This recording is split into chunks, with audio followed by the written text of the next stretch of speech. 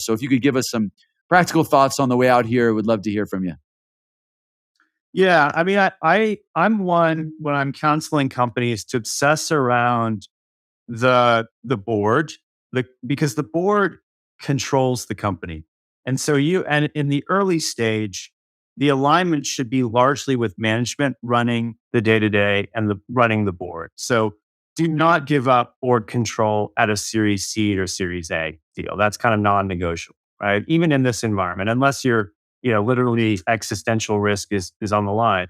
Um, I think you shouldn't obsess as much about valuation. We've talked about that. You should think creatively about the investor pool that you're targeting. So the beauty of today in 23 is there's a much broader investor market out there. We talked about debt. We've talked about the vibrant local investors that are out there running around with new capital in some cases.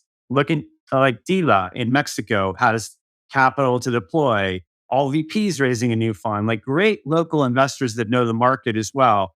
So tap into those, tap into the super angel networks that Brian, that you're part of, tap into the international investors that are looking at the region strategically, beyond Silicon Valley. I'm thinking, some European investors. I'm thinking even the Middle East, right? As the Middle East gets more diversified with their economy, they're starting to look more at Latin America, particularly like on the climate side, et cetera. So be creative around investor pool. Don't obsess around valuation. Do obsess around kind of being in the driver's seat from a control and a board perspective, and be patient because it takes time.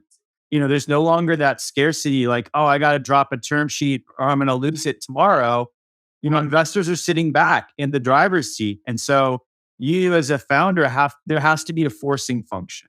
And the forcing function needs to be like, I built something cool and amazing. And, I'm talking to you because I think you're the right person, but I'm going to talk to somebody else. Like at the end of the day, it comes down to the quality of the team and what you've built, and continue to obsess around that. I think that's great advice to wrap up here. And yeah, Dan, thanks a lot for coming back.